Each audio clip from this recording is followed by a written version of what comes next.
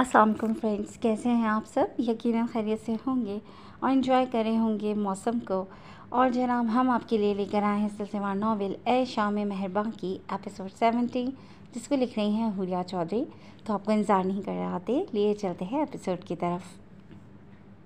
कुछ घंटे पहले दुरियाब के मालूम करने पर उसे सलमान के दोस्तों के अड्डे का मालूम हुआ था।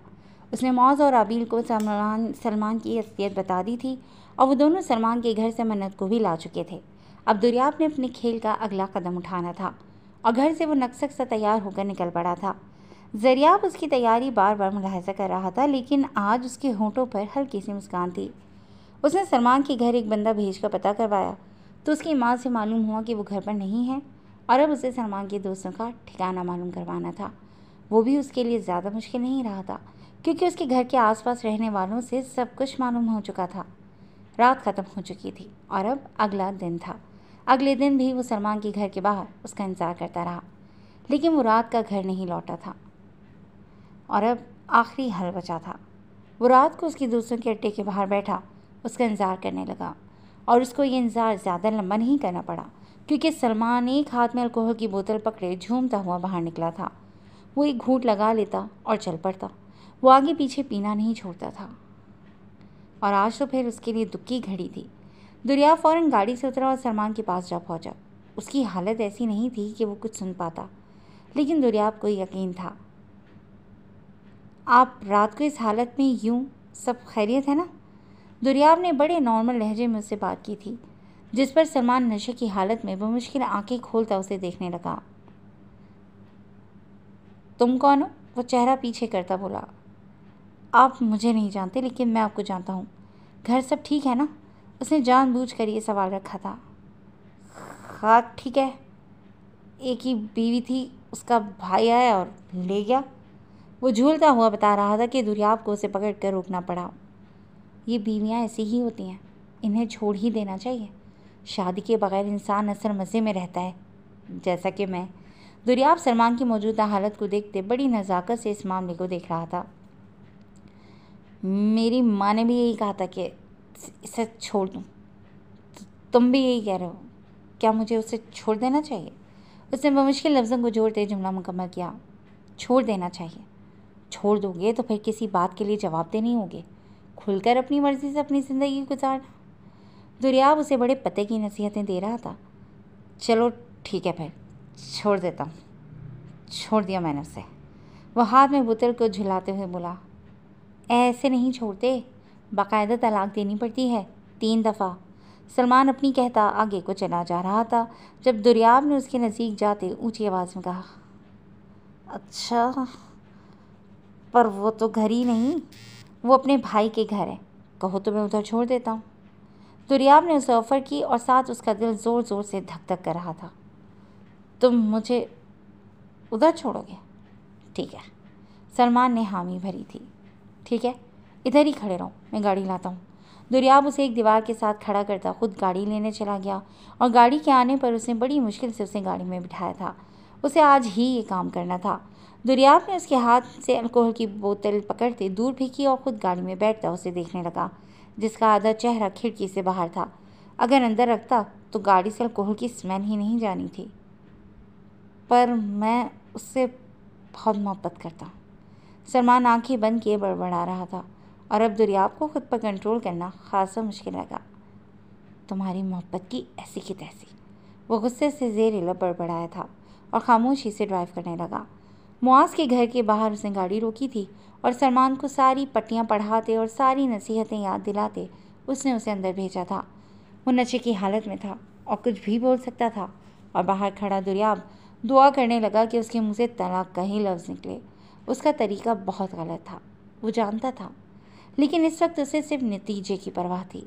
दूसरी जानिब जन्नत अपने शौहर से अलहदगी इख्तियार कर रही थी, सिर्फ उसके लिए। ऐसे में वो रिस्क नहीं लेना चाहता था और जन्नत को तो अपने गले का फंदा हरगिज़ नहीं बनाना चाहता था। काफ़ी देर बाद उसे मौज नज़र आया, जो घसीटते हुए सलमान को बाहर ला रहा था, और गेट से बाहर निकलते मौज ने उसे सड़क पर धकेला था और ख़ुद अंदर चला गया। दुरियाब ने वहाँ से सलमान को उठाया था और उसे गाड़ी में बिठाते उसके घर छोड़ा था। मन्नत को आज़ादी देने के बदले वो इतना तो कर सकता था, वरना कहाँ वो सारी रात सड़कों पर ख्वार होता। आधी रात गुजर चुकी थी और इस वक्त दुर्याब अपने कमरे में मौजूद था।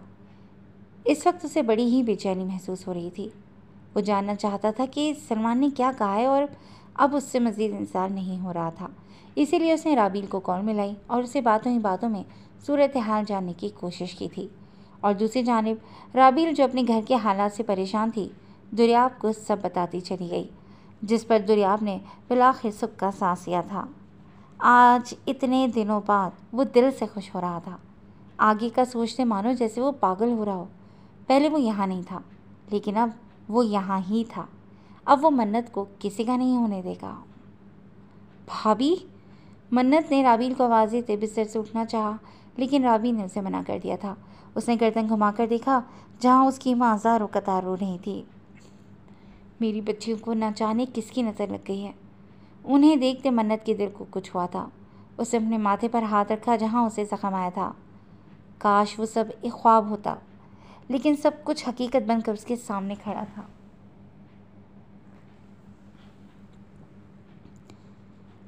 आंसुओं ने तो वैसे ही उसके साथ चोली दामन का रिश्ता बना लिया था, जाने का नाम ही नहीं लेते थे। मन्नत, इस मुतालिक ज़्यादा मत सोचना। तुम्हारे साथ तुम्हारी औलाद है। अगर तुमने स्ट्रेस लिया तो असर सीधा बच्चे पर होगा। राबील ने उसे समझाया था, जिस पर उसने सर हिला दिया।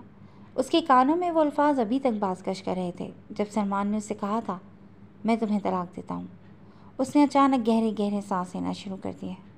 मन्नत, ज़ाहिदा बेगम फ़ौरन आगे बढ़ी और उसे पकड़ा, लेकिन उसके हाथ पैर ठंडे पड़ने शुरू हो चुके थे। राबील, जल्दी आओ। राबील ने मन्नत की हालत को देखते फ़ौरन मेडिसिन निकाली थी। उसका पहले एक दफ़ा नर्वस ब्रेकडाउन हो चुका था और अब वो किसी हालत में भी मन्नत को उस जगह नहीं देखना चाहती थी। लेकिन वो एक दफ़ा फिर स्ट्रेस लेना शुरू कर चुकी थी। मेडिसिन लेने के बाद उसकी तबीयत में ज़रा फाका हुआ था और फिर उस पर हुनूद की तारी हो चुकी थी और देखते ही देखते वो नींद की वादियों में जा पहुंची थी। राबील ने अपनी सास को साथ लगाते उन्हें हौसला दिया, जो अपनी दोनों बेटियों को लेकर बहुत परेशान थी। उनके जाने के बाद राबील मन्नत के पास उसके कमरे में ही रुकी थी। उसने कबर्ड से मन्नत के कपड़े निकालने चाहे। उसने एक मैचिंग ट्राउज़र शर्ट निकाला और उसके साथ कोई दुपट्टा मैच करना चाहा। राबील ने एक दुपट्टा निकालना चाहा जब उसका हाथ किसी चीज़ से टकराया था और वो नीचे जा गिरी। अरे, उसने वो डब्बा नीचे फर्श से उठाया। उसे देखते ही मालूम हो चुका था कि ये तो वो गिफ्ट था जो दुर्याब लाया था पाकिस्तान आने के वक्त। उसने सभी के लिए कोई ना कोई गिफ्ट ख़रीदा था और मन्नत ने उसे अभी तक ऐसे ही रखा था, बगैर ओपन किए। राबील ने उस बॉक्स को ऐसे ही रख देना चाहा जब वो एक दफ़ा फिर उसके हाथ से गिरा था और अब की दफ़ा वो बॉक्स ओपन हो चुका था। उसने नीचे झुकते उस खाली डब्बे और उसके अंदर मौजूद छोटे से बॉक्स को पकड़ा। उसने डब्बे पर मौजूद बल्गैरी पढ़ा और यहाँ से वो हैरत में मुब्तला हुई थी।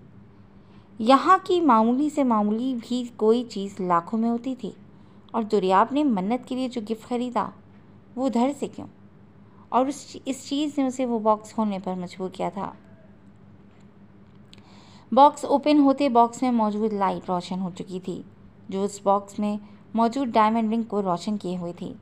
न जाने क्यों, लेकिन राबील को ये चीज़ अंदर से बेचैन कर रही थी। उसे कुछ तो अजीब लग रहा था या फिर कुछ अच्छा नहीं लग रहा था।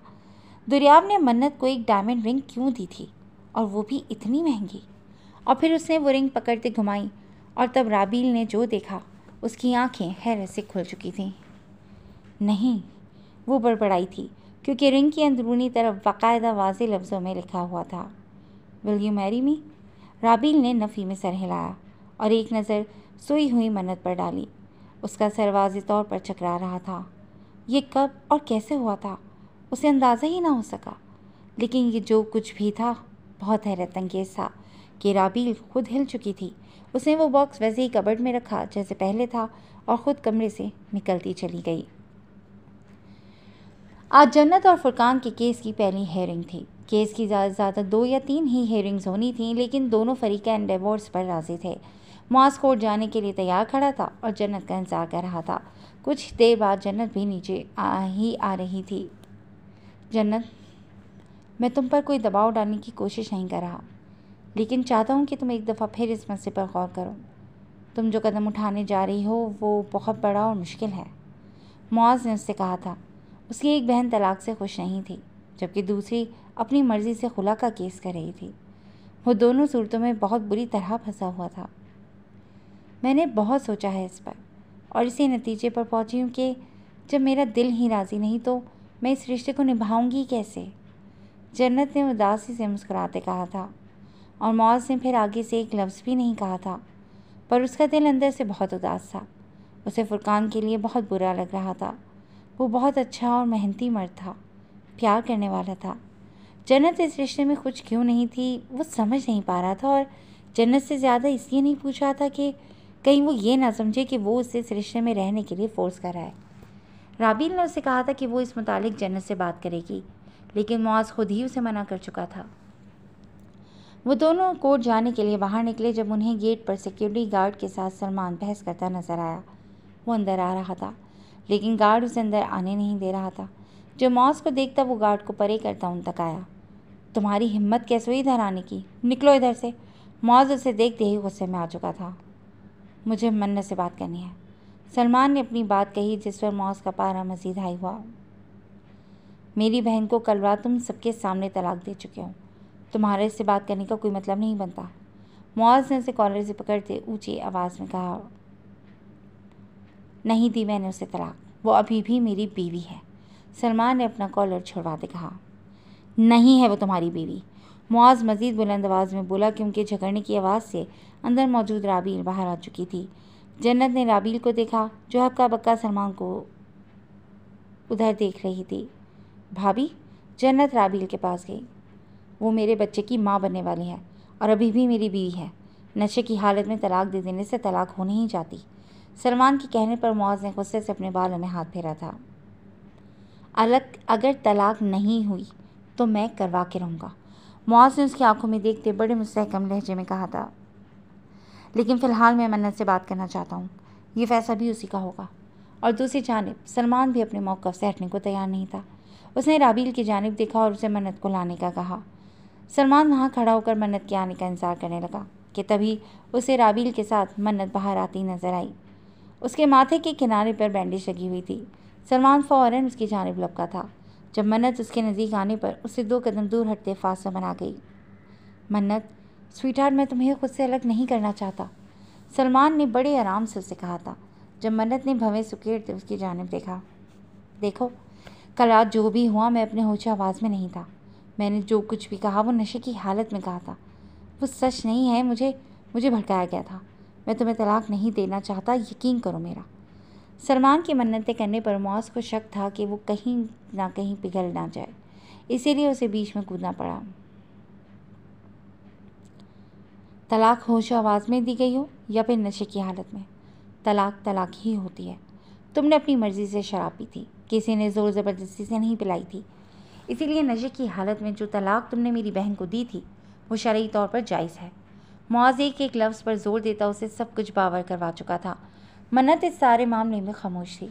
ठीक है, लेकिन इस चीज़ के अलावा मन्नत प्रेग्नेंट है और इस हालत में तलाक नहीं होती, दोबारा सुलह हो सकती है। सो प्लीज़ आप मेरे और मन्नत के इस मामले से दूर रहें।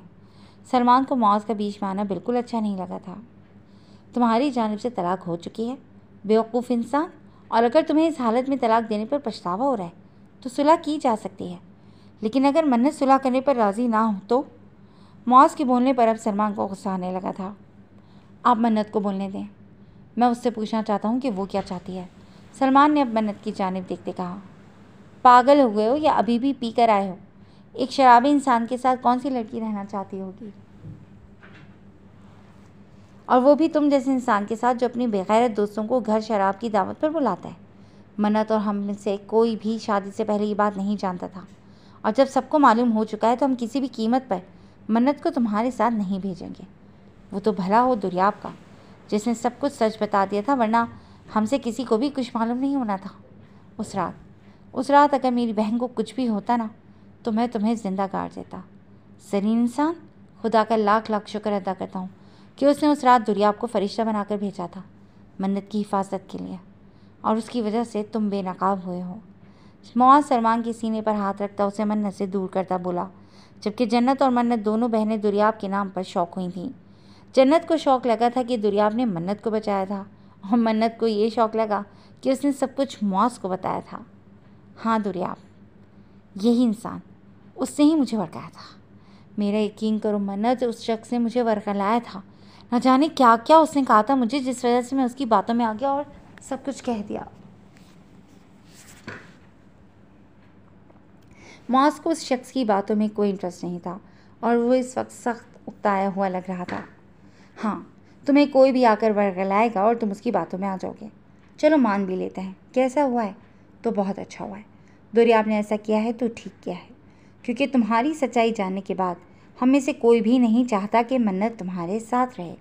इसीलिए तुम अब जा सकते हो, बहुत ड्रामा हो चुका है आपके लिए। मौज ने उसे हाथ के इशारे से बाहर जाने को कहा था। मन्नत, तुम कुछ बोलती क्यों नहीं? तुम भी तो अपना फैसला सुनाओ। सलमान ने उसे आवाज़ दी थी, जो राबील के सहारे पर खड़ी थी। जबकि उसकी बात पर मन्नत गंग होती सलमान को देखने लगी। उसे अपने कानों में बेइंतहा शोर महसूस हो रहा था, जैसे न जाने कौन कौन क्या कह रहा हो। राबील ने जन्नत को इशारा किया कि वो मन्नत को आकर पकड़े और ख़ुद मौज के बराबर जाकर खड़ी हो गई। जैसा कि आपने कहा है कि इस हालत में तलाक नहीं हो सकती, लेकिन आप अपनी तरफ से 3 दफ़ा तलाक दे चुके हैं मन्नत को। मन्नत की डिलीवरी में अभी 3 माह बाकी हैं और मेरे ख्याल से उसे ये 3 माह देने चाहिए, ताकि वो इन 3 माह में इस विषय के हवाले से कोई फ़ैसला कर सके। इसके बाद मन्नत का फ़ैसला ही अटल होगा। अगर वो इन 3 माह में सुलह के लिए राज़ी हो जाती है तो फिर भी ठीक है, और अगर ना हुई तो डिलीवरी के बाद हम खुला का केस करने को भी तैयार हैं। राबील ने मौज की जानिब देखते अपना बयान रखा था, जिस पर मौज ने सर हिलाते उसके कहे की तायीद की थी। उसे आज एक दफ़ा फिर राबील का उसकी बीवी होने पर फ़ख्र महसूस हुआ था। वो जिस तरह उसे, उसके घर को, उसके रिश्तों को हैंडल करती थी, वो वाकई काबिल सताइश था और उसकी बात को सब ने माना था। सलमान को मजबूरन वहाँ से जाना पड़ा था। मौज ने मुड़कर मन्नत की जानिब देखा, जो अभी तक यूं ही बुत बनी खड़ी थी।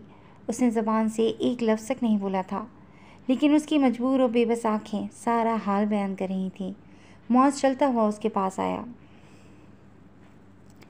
मैं आप सबको बहुत परेशान कर रही हूँ ना? मन्नत ने रोते हुए ये जुमला कहा था जब मौज आगे बढ़ता उसे गले लगा गया।